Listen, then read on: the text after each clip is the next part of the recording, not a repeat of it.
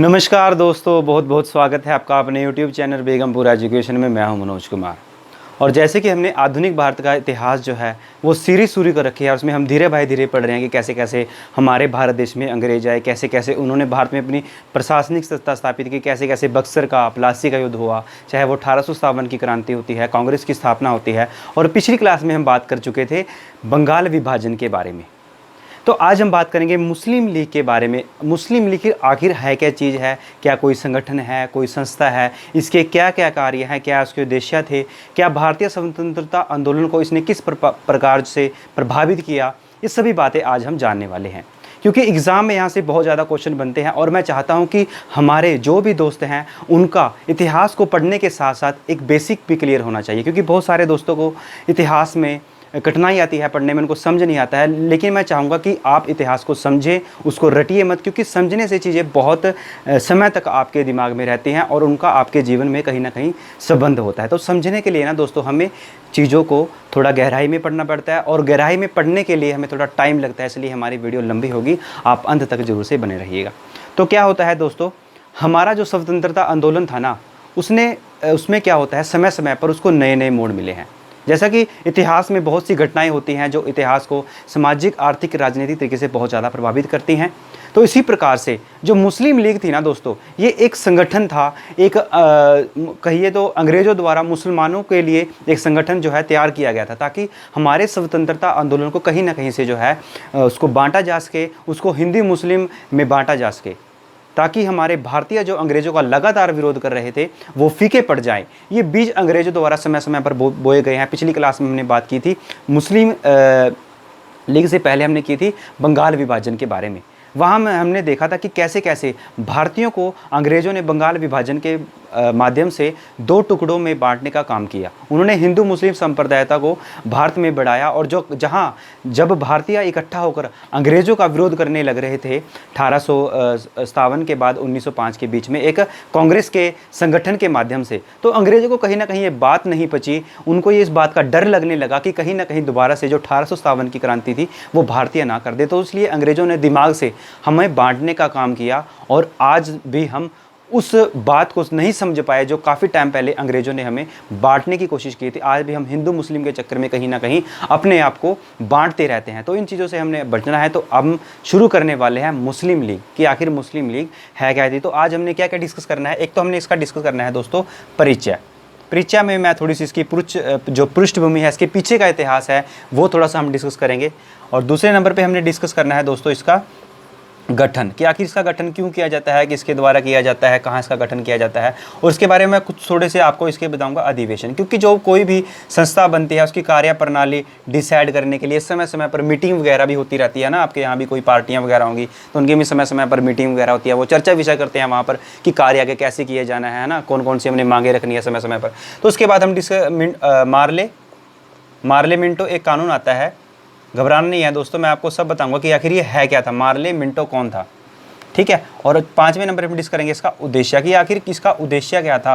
और 6ठे नंबर पे हम डिस्कस करेंगे इसका प्रभाव, कि आखिर इसका प्रभाव क्या पड़ा हमारे भारतीय स्वतंत्रता आंदोलन पर। दोस्तों चाहूँ तो ना ये टॉपिक हमारा 2 या 4 या 5 मिनट का है, लेकिन वो काम हमने नहीं करना है, क्योंकि वहाँ आप चीज़ें तो रट तो पाओगे लेकिन समझ नहीं पाओगे। हमने यहाँ चीज़ों को समझना है हम, ताकि एग्ज़ाम में चीज़ें हमारे याद रहें और हम किसी को ये चीज़ें समझा भी सके, हमारे भाई बंधु जो आसपास हमारे मित्र हैं, कि भाई मुस्लिम लीग है, ऐसे ऐसे इतिहास में ऐसे ऐसे होता है। ये सभी बातें हमने यहाँ पर समझनी है। तो पृष्ठभूमि परिचय पे हमने क्या डिस्कस करना है। सबसे पहले मैं बताऊँगा आपको थोड़ी सी एक पृष्ठभूमि, क्योंकि इतिहास में जो भी घटनाएं होती है उसके पीछे बहुत सारे कारण रहते हैं। तो कारण वही था दोस्तों, हमारा जो जब जब हमारे यहाँ पर 1857 की क्रांति होती है, तो उसमें हमने जाना था कि जो 1857 की क्रांति होती है ना, उसमें सबसे बड़ी जो उसकी असफलता की घटना रहती है। अच्छा, 1857 की क्रांति क्या सफल हुई थी? नहीं दोस्तों, अगर वो सफल होती तो हमारा देश जो 1857 में आज़ाद हो जाना था। नहीं दोस्तों, तो उसके बाद उसका सफलता का हमने कुछ कारण जाने थे। तो उसमें हमने एक प्रमुख कारण जाना था, वो था हमारा कि हमारे पास एक अच्छा संगठन नहीं होता जिससे हम पूरे भारतीय को अपना जोड़ सके। तो एक संगठन हमने बनाया 1885 में, चाहे उसकी स्थापना जो है मेरे को नाम नहीं अभी याद आ रहा है, ए.ओ. ह्यूम द्वारा उसकी स्थापना की गई थी। लेकिन हमें एक संगठन मिल जाता है जहां पर हमारे हिंदू मुस्लिम सभी भाई बंधु इकट्ठा होने शुरू हो जाते हैं धीरे धीरे, और अंग्रेज़ों की रणनीतियों को समझना शुरू कर देते हैं कि आखिर अंग्रेज किस प्रकार से हमारा शोषण कर रहे हैं, क्योंकि हमारे पास एक अच्छा संगठन नहीं होता ना, तो हम कहीं ना कहीं बिखरे हुए रहते हैं। तो जब एक अच्छा संगठन बन जाता है 1885 में, जिसकी स्थापना होती है कांग्रेस की 1885 में, तो 1905 के बीच में है ना दोस्तों, 1905 के बीच में यहाँ पर जो भारतीय थे हमारे, वो कहीं ना कहीं इकट्ठा होना शुरू हो जाते हैं। हमने देखा था कि जब कांग्रेस की स्थापना होती है, उसमें कुछ समय समय पर मुस्लिम भी आते रहते हैं, अधिवेशन के में भाग लेते रहते हैं, अपनी अपनी मांगे यहाँ पर धीरे धीरे जो है अपनी मांगे रखना शुरू कर देते हैं कांग्रेस के माध्यम से। तो अंग्रेजों को लगने लगा कि कहीं ना कहीं जो भारतीय द्वारा से जो चतुर चलाक या कोई भी रूप अपनाकर हमारा विरोध करना शुरू कर देंगे, उनको डरने लगने लगा था। भारतीयों से अंग्रेज जो है दोस्तों अंदरूनी तरीके से बहुत डरते थे, क्योंकि हमारे पास क्या था, हमारे पास अंदरूनी शक्ति थी, मर मिटने की शक्ति थी, हमारे यहाँ पर बलिदान देने की शक्ति थी, ऐसा अंग्रेजों के पास नहीं था। तो अंग्रेजों ने दिमाग से काम लिया। अंग्रेजों ने सबसे पहले हिंदू मुसलमानों को अलग करने के लिए क्या किया, उन्होंने बंगाल का विभाजन कर दिया। बंगाल के दो पार्टीशन कर दिए थे, एक पूर्वी बंगाल और एक पश्चिमी बंगाल। वो हम पिछली क्लास में डिस्कस कर चुके हैं। हमारे चैनल पर आपको सारी वीडियो मिल जाएंगे, जरूर से देखिए आप वीडियो, ताकि आपका इतिहास का बहुत अच्छे से कॉन्सेप्ट क्लियर हो सके। और जो मेरे दोस्त आते हैं कि हमें इतिहास समझ नहीं आता, दोस्तों हमारी वीडियो जरूर से देखिए, आपको जरूर से समझ आएगा। नहीं समझाता वीडियो को डिसलाइक कर लेना, के लिए शर्त है आपको वीडियो पूरी देखनी होगी। तो क्या होता है, तो बंगाल का विभाजन कर देते हैं अंग्रेजों को। फिर ये बात भी रास नहीं आती कि अब हमने बंगाल का विभाजन तो कर दिया, तो उनके अंदर और कैसे भरा जाए, वो बात कैसे भरी जाए कि आप हिंदू से अलग हैं, और हिंदू को वो कैसे बताएं कि आप मुसलमानों से अलग हैं। तो हमारे उस समय जब बंगाल का विभाजन होता है, उस समय हमारे वायसराय होते हैं भारत के लॉर्ड कर्जन। तो लॉर्ड कर्जन जी क्या करते हैं, समय समय पर कहाँ पर जाते हैं, मुसलमानों के पास जाते हैं, उनको बताते हैं कि आप तो मुसलमान जो हैं हिंदुओं से अलग हैं, और जो कांग्रेस है वो हिंदुओं की बात करती है, आपकी तो मांगे अलग हैं, आपका उद्देश्य अलग है, आपका धर्म अलग है। तो कहीं ना कहीं समय समय पर अंग्रेजों द्वारा उनके मन में, उनके दिमाग में ये बीज बो दिए जाते हैं कि हिंदू मुसलमान जो हैं वो अलग हैं दोस्तों। तो ये थी कि कुछ इसकी पृष्ठभूमि। तो उसमें कुछ महत्वपूर्ण बातें अब यहाँ पर क्या होंगी परिचय में। तो दोस्तों एक हमारे व्यक्ति थे, क्या थे, हमारे राइटर थे हमारे, कहाँ पे, यूरोपीय राइटर थे एक हमारे। इसका नाम था W हंटर। ठीक है दोस्तों, W हंटर। तो इसका नाम था W हंटर। तो W हंटर जो व्यक्ति थे वो थे हमारे अंग्रेज भारत के हित में तो बात नहीं करने वाले हैं। तो उन्होंने दोस्तों क्या लिखी, उन्होंने एक पुस्तक लिखी जिसका नाम था द इंडियन मुस्लिम करके उन्होंने एक पुस्तक लिखी। और इस पुस्तक में क्या विचार दिया उन्होंने, इस पुस्तक में उन्होंने कहा, क्या कहा कि अगर अंग्रेज भारत में राज करना चाहते हैं कि अंग्रेज भारत में राज करना चाहते हैं, तो अंग्रेजों को क्या करना पड़ेगा, मुसलमानों को खुश रखना पड़ेगा। बात बड़ी छोटी है दोस्तों, लेकिन इसका अर्थ बड़ा गहरा है। तो उसमें हमारे एक यूरोपीय व्यक्ति थे W हंटर की क्या कौन सी पुस्तक थी दोस्तों, द इंडियन मुस्लिम। और उसमें उन्होंने कहा, क्या कहा कि अगर अंग्रेज भारत में राज करना चाहते हैं तो उन्होंने मुसलमानों को खुश रखना पड़ेगा। खुश रखने से हमारा मतलब क्या है यहाँ पर, कि उन्होंने हिंदू मुस्लिम की जो बीच की उनका प्यार मोहब्बत है उसको तोड़ के उसमें बहुत बड़ी खाई उनको बनानी पड़ेगी, इनको यहाँ पर अलग अलग करना पड़ेगा। और वही काम यहाँ पर अंग्रेज करते हैं। तो द इंडियन मुस्लिम पुस्तक जो है किसके द्वारा लिखी गई थी, ये लिखी गई थी हमारे W हंटर द्वारा। तो उसमें क्या विचार रखे गए थे कि अगर आप अंग्रेज भारत में राज करना चाहते हैं ना अच्छे से, तो उनको क्या करना पड़ेगा, उनको हिंदू और मुसलमानों को बांटना पड़ेगा। फूट डालो राज करो की नीति का जो सिद्धांत था वो अंग्रेजों ने इस व्यक्ति से लिया दोस्तों। तो क्या किया इन्होंने, तो उस समय हमारे भारत के वायसराय कौन थे दोस्तों, संयम बना के रखिएगा, सभी चीज़ें हम यहाँ पर डिस्कस करने वाले। वायसराय कौन थे हमारे, लॉर्ड मिंटो। एग्जाम में जो सीधी बातें पूछ लिए जाते हैं ना, ये मैं आपको वो नोट करवा रहा हूँ। लॉर्ड मिंटो उसमें भारत के वायसराय थे। W हंटर किसके द्वारा पुस्तक लिखी गई है, द इंडियन मुस्लिम लीग के द्वारा। अब ये मैं आपको बता दूँ कि यहाँ W हंटर द्वारा इंडियन मुस्लिम लीग की जो है पुस्तक लिखी गई है, वो क्या, फिर उसमें तो आप रट्टा मार लोगे, लेकिन मैंने बताया आपको कि इसके अंदर क्या था, क्यों लिखी गई थी, ये सभी बातें आप दोस्तों जरूर से गहराई से सोचिएगा। तो वायसराय उस समय भारत के लॉर्ड मिंटो थे। ठीक है, और क्या था उस समय, कब किया जाता है बंगाल, ये मुस्लिम लीग की गठन कब किया जाता है, ये हमारे जो है इसकी मांग किसके द्वारा की जाती है, आगा खां के द्वारा, आगा खां। ठीक है, और स्थापना सलीम मुल्ला खां द्वारा इसकी स्थापना की जाती है दोस्तों। और स्थान क्या रहता है हमारा, स्थान ढाका रहता है। और इसकी स्थापना कब की जाती है, दिसंबर 1906 में, और मांग की जाती है, मांग अपना इसकी की जाती है 1905 में नवंबर में। ठीक है दोस्तों, ये सभी बातें ना दोस्तों मैं सिर्फ आपको इसलिए लिखवा रहा हूँ क्योंकि कई सारे दोस्त मेरे नोट्स बनाते हैं, तो वो चीज़ें ये अपनी नोट्स में उतार सकते हैं या इनको अपने माइंड में फिट कर सकते हैं।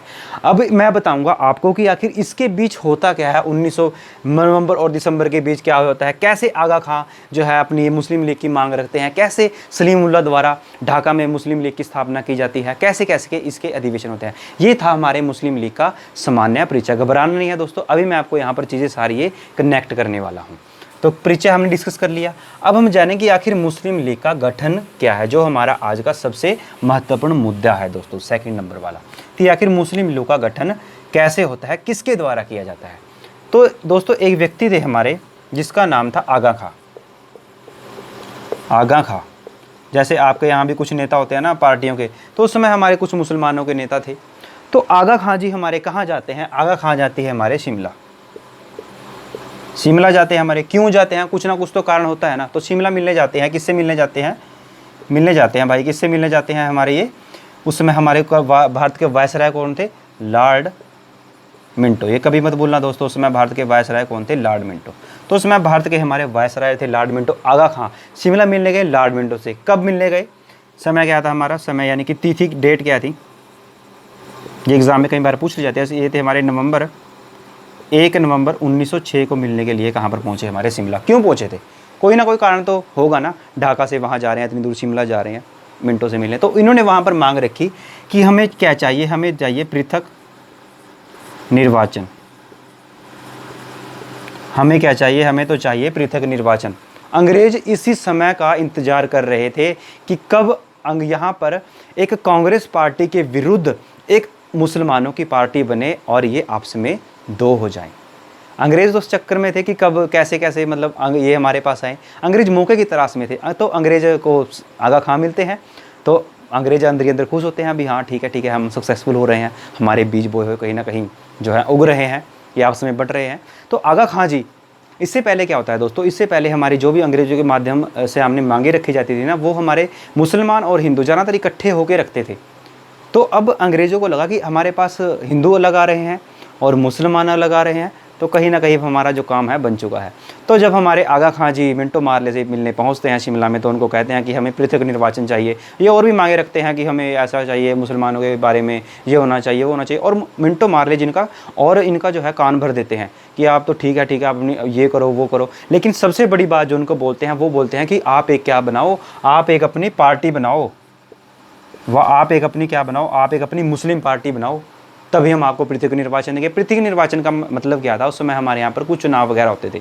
तो उसमें क्या था कि आप किस सीटों पर मुसलमान ही खड़े होंगे, वो भी ठीक है, चलो ठीक है, आपको भाई इन्होंने रक्षण दे दिया। पर दूसरी बात, उन सीटों का जो चुनाव होगा ना, उनको वोट भी सिर्फ मुसलमान डालेंगे। और जब उनको मुसलमान वोट डालेंगे, वो काम किसके लिए करेंगे, सिर्फ मुसलमानों के लिए करेंगे। तो कहीं ना कहीं ये हिंदू मुस्लिम को अलग करने का अंग्रेज़ों का एक प्रोपगंडा था। तो क्या होता है, हमारे आगा खां जी जब बड़े खुश हो जाते हैं, चलो भाई अंग्रेज़ों ने हमें बोल दिया पार्टी बनाने के लिए, ठीक है अभी हम पार्टी बनाएंगे।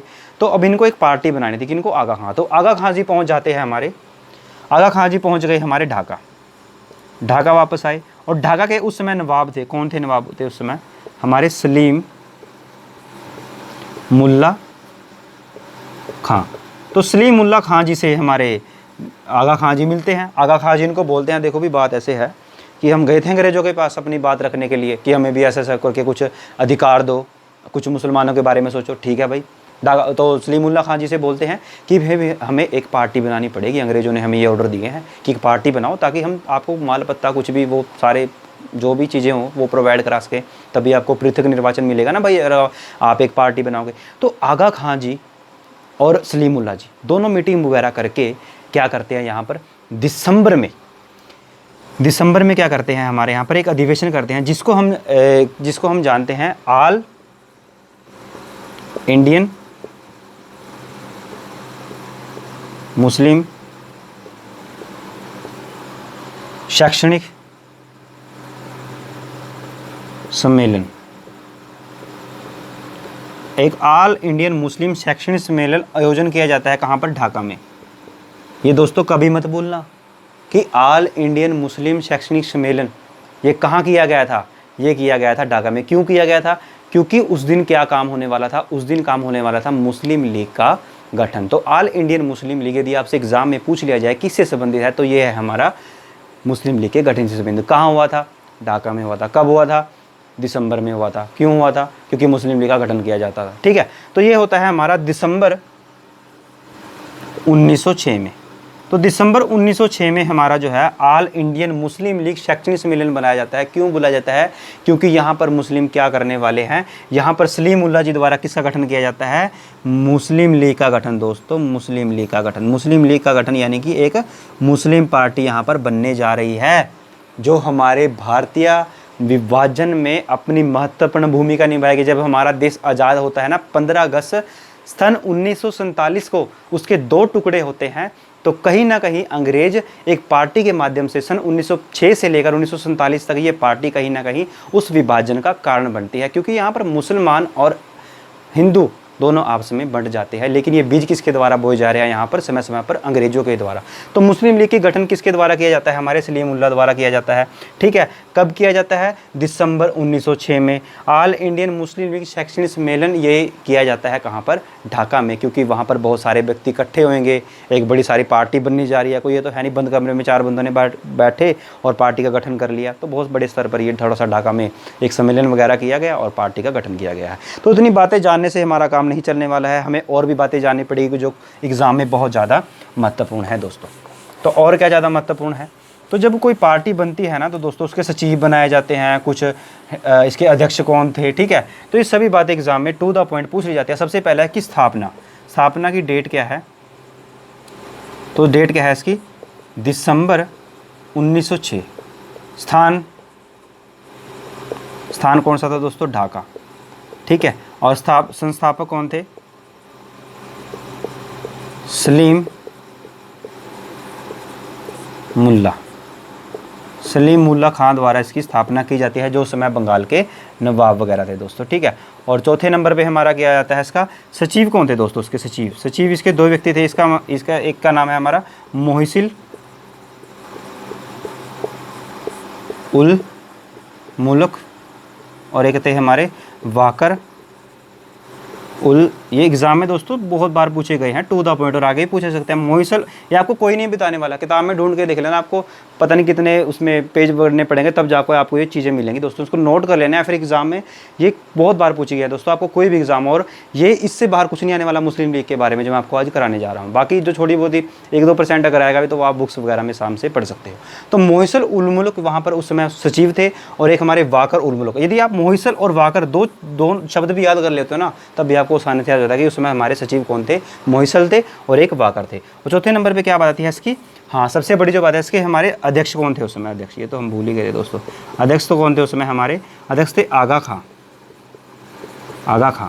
ठीक है दोस्तों, तो ये थी कुछ महत्वपूर्ण टू द पॉइंट बातें जो एग्जाम में पूछ ली जाती है कि उस समय स्थापना का हुई दिसंबर 1906 में। ठीक है, और स्थान क्या था हमारा? ढाका। संस्थापक कौन थे? सलीमुल्लाह खां। सचिव मोहिसल उल मुल्क और वाकर उल मुल्क। और इसके अध्यक्ष कौन थे दोस्तों? इसके अध्यक्ष थे हमारे आगा खां। तो मुस्लिम लीग के सबसे पहले अध्यक्ष कौन थे? तो 3-4 नाम दे देगा, आपने किस पे लगाना है? आगा खां पे लगाना है दोस्तों। या फिर आपसे पूछ लेगा कि स्थापना कहाँ हुई? ढाका में हुई। कब हुई? 1906 में हुई। कब हुई? दिसंबर में। ठीक है, स्थापक कौन से? सलीमुल्लाह खां। सचिव कौन थे? मोहिसल और वाकर उल मुल्क। मैं चीज़ें बार बार सिर्फ इसलिए रिपीट कर रहा हूँ ताकि आपको बहुत सारी चीज़ें यही याद हो जाए दोस्तों। तो और क्या बातें थी हमारे? हाँ, इसके एक आपने कभी नहीं बोला दोस्तों, इसकी जो है मुख्यालय कहाँ पर था? मुख्यालय, इसका मुख्यालय बनाया जाता है हमारा अपना ये लखनऊ। ठीक है, जो आज का हमारा लखनऊ है। तो इसका मुख्यालय कहाँ बनाया जाता है? किसका? मुस्लिम लीग का। वो 4-5 जो है वो नाम दे देगा एग्जाम में कि अपना ये बिहार में, ढाका में। ठीक है, और भी 2-3 नाम दे देगा। तो आपने उसमें से पॉइंट देखना है, क्या पर देखना है आपने? लखनऊ। जो आप लखनऊ देखो और लखनऊ पे टिक लगाओ और एग्ज़ाम में नंबर पाओ और अपनी सिलेक्शन करवाओ दोस्तों। आगे क्या है इसमें? एक और पॉइंट है कि एक इसकी विदेशी शाखा होती है दोस्तों। हमारी जितने यहाँ भी पार्टियाँ बनी है ना, चाहे वो कांग्रेस बनी है, चाहे कोई और भी स्वतंत्रता सेनानियों द्वारा समय समय पर पार्टियाँ बनाई जाती हैं, उनकी विदेशी शाखाएं जरूर बनाई गई, विदेशी शाखा, ताकि बाहर भी वो अंग्रेजों को प्रभावित कर सके अपनी बात रखकर। तो 1906 में हमारे एक व्यक्ति थे जिनका नाम था हमारा अमीर अली द्वारा इनकी विदेशी शाखा कहाँ बनाई जाती है? लंदन में। ठीक है दोस्तों, लंदन में। तो विदेशी शाखा बनाई जाती है 1906 में, किसके द्वारा? अमीरी लीग के द्वारा, लंदन में। लंदन में मुस्लिम लीग की जो विदेशी शाखा है वो किसके द्वारा स्थापित की गई थी? तो वहाँ पर टिक क्या करना है आपने? अमीर अली द्वारा। कब की गई थी? 1906 में की गई थी। ठीक है दोस्तों, तो ये थे हमारे इसके कुछ महत्वपूर्ण पॉइंट जो एग्जाम में बहुत ज़्यादा महत्वपूर्ण है। चाहे तो आप इनको नोट करिए, समझिए, लेकिन रट्टे मत मारिएगा दोस्तों। अब आगे हम डिस्कस करने वाले हैं इसके अधिवेशनों के बारे में। तो आखिरकार इसका अधिवेशन कौन से ऐसे 2 प्रमुख अधिवेशन थे जो एग्जाम में महत्वपूर्ण है और वैसे भी मुस्लिम लीग को समझने के लिए जो बहुत ज़्यादा इंपॉर्टेंट है। तीसरे नंबर पर हम कहाँ पर आगे? अधिवेशन है। तो दोस्तों इसके 2 प्रमुख अधिवेशन होते हैं। एक होता है हमारा 1907 में। ये क्यों हम पढ़ रहे हैं? ये कहाँ होता है? कराची में। तो ये क्या हमने मतलब मैंने आपको इंपॉर्टेंट क्यों बताया? खुद दिमाग लगाइए, क्योंकि ये मुस्लिम लीग का दोस्तों पहला अधिवेशन था। पहला अधिवेशन एग्जाम में पूछ, पहली और अंतिम चीज़ें होती है ना जो एग्जाम में बहुत बार पूछ ली जाती हैं दोस्तों। तो मुस्लिम लीग का सबसे पहला अधिवेशन कहाँ होता है? तो वो होता है हमारा कराची में। कब होता है? 1907 में किया जाता है दोस्तों। तो दूसरा अधिवेशन जो था हमारा वो मोस्ट इंपॉर्टेंट है दोस्तों। ये तो आप बिल्कुल भी नहीं भूलोगे, क्योंकि यहाँ पर एक महत्वपूर्ण काम किया जाता है, वो होता है हमारा अमृतसर। अच्छा, ये अधिवेशन क्यों किए जाते हैं दोस्तों? क्योंकि इतनी बड़ी पार्टी बन रही है कहीं ना कहीं। तो अब जब भी आपके यहाँ भी कोई पार्टी वगैरह यानी कि कोई भी संस्था वगैरह तो समय समय पर अपनी मीटिंग करती रहती है कि हमें क्या करना है, कि कौन से कार्य करने हैं ना, कैसे कैसे हमने किसको प्रधान बनाना है, किसको प्रधान से हटाना है। जैसे हमारे चुनाव में जो खड़े होते हैं ना ये बंदे, हमने क्या करना है, हमने कब ये करना है, वो करना है। तो ये सारी मीटिंगें वगैरह की जाती है, तो उन्हीं को हम अधिवेशन बोलते हैं। कोई ज़्यादा टेंशन लेने की जरूरत नहीं है, चीज़ों को बस समझिए। ठीक है, तो 1908 में अमृतसर में एक अधिवेशन किया जाता है। क्यों? इसमें क्या महत्वपूर्ण था? तो उसमें महत्वपूर्ण है दोस्तों, दूसरा अधिवेशन था ये मुस्लिम लीग का। तो उसमें एक प्रस्ताव पास किया जाता है। प्रस्ताव, ऐसा कौन सा प्रस्ताव था जो हमने याद करना है? तो वो था हमारा पृथक निर्वाचन। ठीक है दोस्तों, तो पृथक निर्वाचन की यहाँ पर मांग रखी जाती है। पहली बार 1900 किस अधिवेशन में मुस्लिम लीग ने जो है पृथक निर्वाचन की मांग रखी थी? तो वो 1908 का अधिवेशन था। तो वो हमारा कहाँ आयोजित किया गया था? अमृतसर में किया जाता है। इसमें क्या खास था? इसमें पृथक निर्वाचन की मांग रखी थी मुस्लिम लीग के द्वारा। लेकिन अंग्रेजों ने यहाँ पर क्या किया था? अंग्रेजों ने जब आगा खां जी हमारे कहाँ गए थे? मिंटो मार्ले से मिलने गए थे। तो उन्होंने क्या कहा था उसको कि भाई आप एक पार्टी बनाओ। पार्टी हमने बना ली, तो आपको बारे में थोड़ा सोचेंगे है ना, पहले आप पार्टी तो बनाओ। तो पार्टी बना ली। तो इनके दिमाग आया भी 1906 में हमने पार्टी बनाई थी, अब तक तो मुस्लिम इन्होंने अंग्रेजों ने हमारे बारे में सोचा नहीं। तो जब ये अंग्रेज अपनी मांग रखते हैं ना, तो फिर अंग्रेज समझ जाते हैं कि भाई ठीक है अपना काम हो गया। अंग्रेज चाहते क्या थे? अंग्रेज तो चाहते यही थे कि फूट डालो और राज करो। और फूट डालने के लिए इनको पृथक निर्वाचन तो देना पड़ेगा। इनकी अलग पार्टी भी बनवा ली, इनको अलग निर्वाचन भी दे देंगे। तो जब इनके द्वारा 1908 में अमृतसर में पृथक निर्वाचन का प्रस्ताव पारित किया जाता है, अंग्रेजों के द्वारा अंग्रेजों के सामने मांगे रखी जाती है कि हमें अलग से निर्वाचन दो, हम तो अपने व्यक्ति खड़े करेंगे, उनको चुनेंगे भी हम। तो ये था पृथक निर्वाचन। तो 1909 में एक आता है मिंटो मार्ले सुधार कानून दोस्तों। पृथक निर्वाचन की मांग को पूरा करने के लिए चौथे नंबर पे 1909 में क्या आता है हमारा? एक आता है हमारा मिंटो मार्ले सुधार एक्ट। सुधार तो ऐसे नाम दे दिया, पता नहीं कितने सुधार किए थे है ना। सुधार एक्ट था, लेकिन सबसे बड़ा सर्वनाश किया था हमारे भारतीय स्वतंत्रता आंदोलन को कमज़ोर करने के लिए। तो यहाँ पर वैसे तो दोस्तों ये 1919 का जो एक्ट है ये हमारा पॉलिटी का विषय है, वो हम यहाँ पर इसको ज़्यादा विस्तार में नहीं डिस्कस करेंगे, क्योंकि हम इसको पॉलिटी में दोस्तों पूरी तरह से डिस्कस करेंगे। सारी चीज़ें हम डिस्कस करेंगे जब हम पॉलिटी, भारत का जो है राजनीति पढ़ेंगे, भारत की राज व्यवस्था के बारे में हम बात करेंगे। लेकिन यहाँ पर सबसे महत्वपूर्ण जो उसमें बात थी, अच्छा पहले मैं आपको बताता हूँ कि आखिर मिंटो और मार्ले ये कौन थे, क्योंकि हमने चीज़ों को यहाँ पर समझना है दोस्तों, रटना है। तो मिंटो कौन था? ये दोस्तों 2 व्यक्ति का नाम है, एक हमारे मिंटो हैं, एक हमारे मार्ले हैं। तो मिंटो के बारे में आपको पता चलता, ये कौन थे? उसमें भारत के वायसराय, भारत के वायसराय। ये मैं आपको पिछले वीडियो में बता चुका हूँ कि वायसराय कौन थे, कैसे वायसराय बने। ठीक है, वो आप हमारे चैनल पे वीडियो अपलोड है, उनमें आप देख सकते हो। तो मार्ले कौन था दोस्तों? मार्ले उसमें था भारत सचिव। ठीक है भाई, बहुत सारे दोस्तों को ये नहीं पता कि भारत सचिव कहते किसे हैं, हम वो भी जानेंगे। तो भारत सचिव कौन था दोस्तों? हमारे सबसे पहले होती थी हमारे ब्रिटेन। हमारा क्या था? हमारा देश था उस समय अंग्रेजों का गुलाम, यानी कि ब्रिटेन के अधीन हमारा देश था। ये सभी आप बात जानते हैं। तो ब्रिटेन में सबसे बड़ा पद किसका होता है? वहाँ पर होती है महारानी का। महारानी चलाती है ना वहाँ के पूरे देश को। उस समय महारानी चला रही थी, क्योंकि ईस्ट इंडिया कंपनी तो जो हमारे, वो भी महारानी से अपनी परमिशन वगैरह लेके आई थी। तो क्या होता है, महारानी के अंडर आती है वहाँ की संसद। जैसे हमारे यहाँ पर संसद है, लोकसभा, राज्यसभा। तो संसद किसके अंडर काम करती थी? महारानी के अंडर। तो संसद में कुछ हमारे क्या थे? संसद में थे कुछ हमारे मंत्री। जो मंत्री जैसे हमारे यहाँ पर संसद में विदेश मंत्री है ना, रक्षा मंत्री है, गृह, ये बहुत सारे मंत्री हैं, वित्त मंत्री है, तो इसी तरह में वहाँ पर हमारे होते थे मंत्री। तो मंत्री में एक बंदे को बनाएगा, उसको कहा गया भाई आप है जो है ना भारत सचिव है, भारत सचिव, ठीक है, भारत सचिव ना, इसका क्या काम है। तो ये बंदा क्या करेगा, जैसे हमारे यहाँ पर विदेश मंत्री होता है ना, वो विदेश से समझौते संधियाँ वगैरह सब काम देखता है, तो इस मंत्री को भी वही काम दिया गया है। तो इनको बोला गया भाई आपने जो है ना भारत सचिव हम आपको नियुक्त करते हैं, आपने भारत के संबंध में जो भी कानून वगैरह बनेंगे, जो भी बातचीत होगी ना, तो वो आपने देखनी है। तो ये कब ऐसी घोषणा कब की गई थी, तो हमारे जब यहाँ पर अंग्रेज आते हैं ना, तो 1773 का जो रेगुलेटिंग एक्ट आता है वो हम पॉलिटी में पढ़ेंगे, घबराना नहीं है, अगर नहीं समझा रहा कोई दिक्कत वाली बात नहीं, आपने चाहे बहुत सारी पुस्तकों में पढ़ा भी होगा, 95% जो मेरे दोस्त इतिहास पढ़ रहे हैं हमारे साथ शुरू से, उनको पता होगा पूरा। तो 1773 में रेगुलेटिंग एक्ट आता है, 1772-73 में। तो उसमें क्या होता है, तो 1857 की क्रांति के बीच में जितने भी एक्ट वगैरह आते हैं, इन पर कौन राज करता है ज़्यादातर, ब्रिटिश ईस्ट इंडिया कंपनी, क्योंकि बनाती इनको संसद थी, लेकिन इनको यहाँ पर लागू कौन करता था, हमारी ब्रिटिश ईस्ट इंडिया कंपनी। तो 1857 में हमारे यहाँ पर होती है क्रांति। तो क्रांति के बाद कहीं ना कहीं अंग्रेज़ों को ये लग जाता है कि अब ईस्ट इंडिया कंपनी जो है ना वो थोड़ा शासन चलाने में ठीक नहीं है, क्योंकि उनकी वजह से ये इतनी माराकाटी हुई है। तो अब यहाँ पर सीधा ब्रिटेन की महारानी का शासन स्थापित हो जाता है। तो जब महारानी का स्थापित हो जाता था ना, तो सीधे यहाँ पर कानून कौन बनाएगा, ब्रिटिश संसद, उनको लागू भी सीधा यहाँ पर संसद करने वाली है। तो संसद में कौन थे हमारे, एक भारत सचिव थे, और भारत सचिव उस समय कौन थे, हमारे मिंटो, भारत सचिव कौन थे, हमारे मार्ले, जॉन मार्ले। तो भारत सचिव उस समय हमारे थे जॉन मार्ले। दोस्तों जॉन मार्ले जी उस समय हमारे वहाँ पर संसद में कानून वगैरह बनाते थे, और यहाँ के जो हमारे लॉर्ड मिंटो से ये मिले, मिंटो से मिले, और मिंटो से मिलके इन्होंने क्या किया, अंग्रेज़ों को पृथक निर्वाचन दे दिया। दोस्तों पृथक निर्वाचन दे दिया। तो यहाँ पर से 1900 एक्ट के माध्यम से यहाँ पर अंग्रेज़ों को क्या दिया जाता है, हमारा मिंटो मार्ले सुधार के माध्यम से अंग्रेज़ों को क्या जाता है, सॉरी मुसलमानों को पृथक निर्वाचन। पृथक निर्वाचन में वही था दोस्तों, जैसे कोई यहाँ पर सीटें होती थी हमारे यहाँ पर, आज MLA MP है, तो इन सीटों पर क्या होगा, मुस्लिम खड़ेंगे, कुछ सीटें डिसाइड कर दी भी इस इलाकों में तो है सिर्फ मुस्लिम ही चुनाव लड़ेंगे, और मुस्लिम तो चलो चुनाव तो आप लड़ लो, लेकिन इनको चुनेंगे भी कौन दोस्तों, मुस्लिम लीग चुनेंगे, सिर्फ इनको मुस्लिम लोग।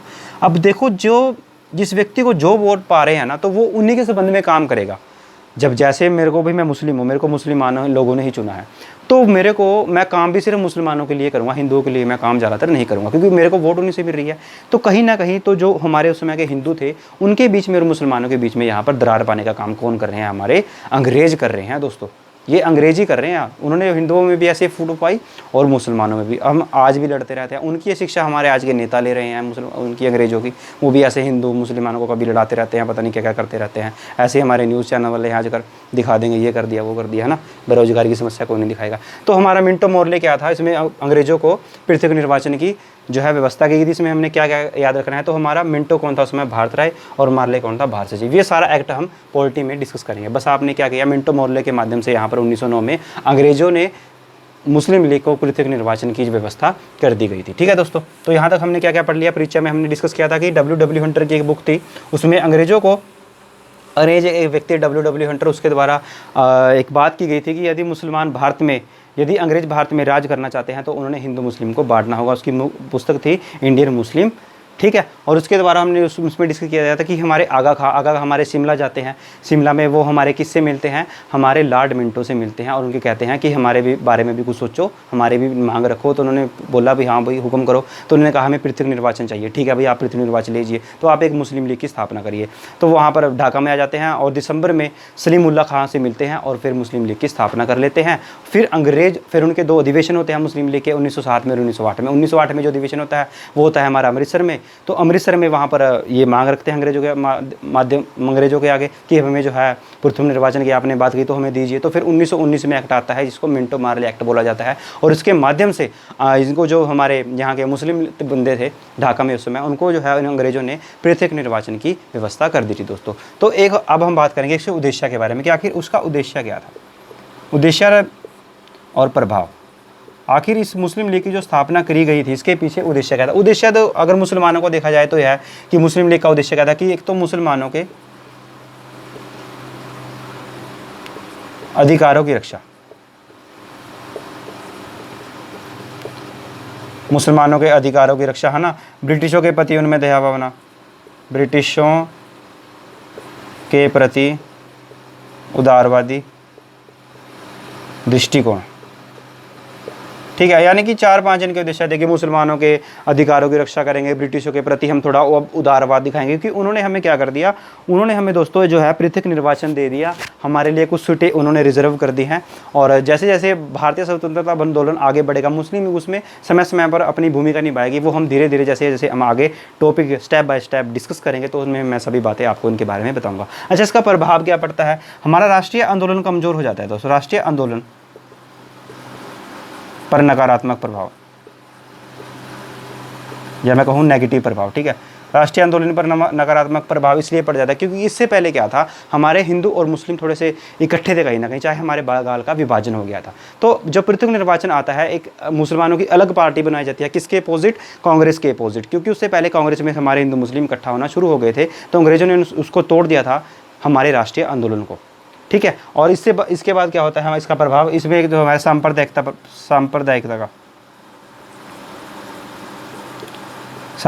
को बढ़ावा, ठीक है दोस्तों। सांप्रदायिकता को बढ़ावा क्यों मिलता है, क्योंकि यहाँ से हिंदू मुस्लिमों के बीच फूट पड़ जाते हैं। ऐसे बहुत सारे इसके प्रभाव देख लेंगे हम जैसे जैसे हमारा स्वतंत्रता आंदोलन आगे बढ़ता है। और गांधी जी को जब इस बात का पता चलता है कि हमारे राष्ट्रीय आंदोलन को मुस्लिम लीग के द्वारा कमज़ोर किया गया, हमारे हिंदू मुस्लिम भाइयों को बांटा गया था, तो वहाँ पर एक गांधी जी महत्वपूर्ण बात बोलते हैं कि वो क्या बोलते हैं, इसके मिंटो मार्लो के बारे में क्या बोलते हैं, जो उनका एक्ट आता है पृथक निर्वाचन की व्यवस्था जिसमें की जाती है, तो वो बोलते हैं कि मिंटो मार्ले ने गांधी, ये दोस्तों आपको नोट कर लेनी है बात, एग्जाम में कई बार पूछ ली जाती है कि गांधी जी ने मिंटो मार्ले के बारे में अपने विचार क्या थे या उनके कथन क्या थे। आपको 3-4 उसमें लाइनें लिख देगा, लेकिन उसमें से एक लाइन ये वाली लिखेगा जो आपके आंसर वाली होगी। उसमें क्या था कि मिंटो मार्ले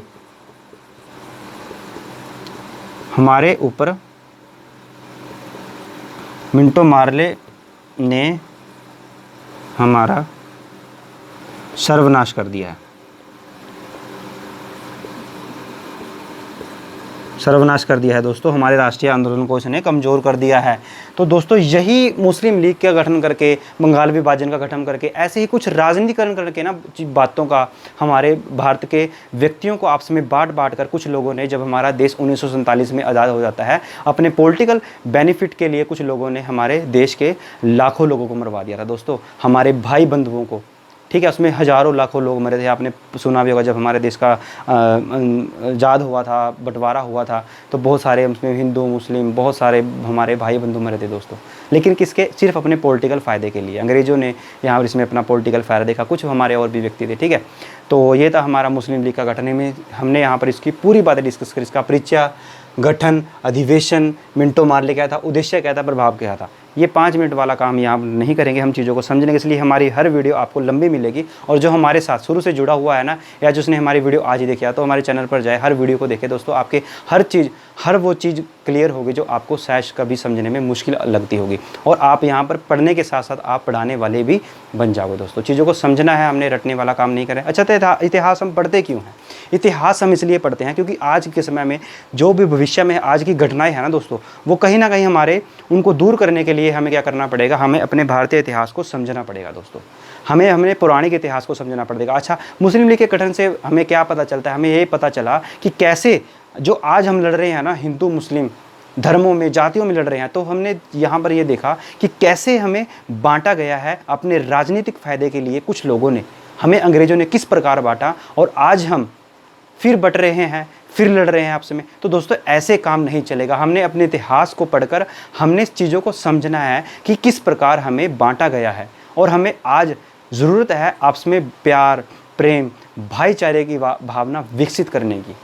तो ये चीज़ें हमने समझनी है दोस्तों। एग्ज़ाम में ये चीज़ें आपसे इसलिए पूछी जाती हैं ताकि आपके अंदर एक नैतिकता की भावना आ जाए। यदि आप एग्ज़ाम में कहीं बैंक में कहीं भी आप कोई भी नौकरी लग जाते हो, तो आपको कोई वहाँ पूछने वाला नहीं है कि मुस्लिम लीग के गठन के बारे में बताओ भाई। लेकिन ये चीज़ें पढ़ क्यों रहे हैं? इसलिए पढ़ रहे हैं दोस्तों ताकि हम एक नैतिकता हमारे अंदर आ सके, हम अच्छे बुरे की पहचान कर सके, हम ये जान सके कि किस प्रकार हमें बांटा गया था। हमारे जो मुस्लिम हैं वो हमारे भाई हैं, हिंदू हमारे वो हमारे भाई हैं, फलानी जात वाला हमारा भाई है, हम एक है दोस्तों आपस में। लेकिन हमने बांटा गया है और हमें बंटना नहीं है, हमें जुड़ना है, हमें इस देश का विकास करना है और ख़ास करके अपने देश को उन्नति पर लेके जाना है। तो ये था हमारा आज का मुस्लिम लीग का टॉपिक। यदि हमारी वीडियो अच्छी लगे तो शेयर कीजिए, लाइक कीजिए, कमेंट कीजिए और चैनल को अपने दोस्तों के साथ शेयर करें और उनको बोले कि भाई इस चैनल को सब्सक्राइब करें, क्योंकि यहाँ पर चीज़ें रटवाई नहीं जाती, यहाँ पर चीज़ें समझाई जाती है। धन्यवाद।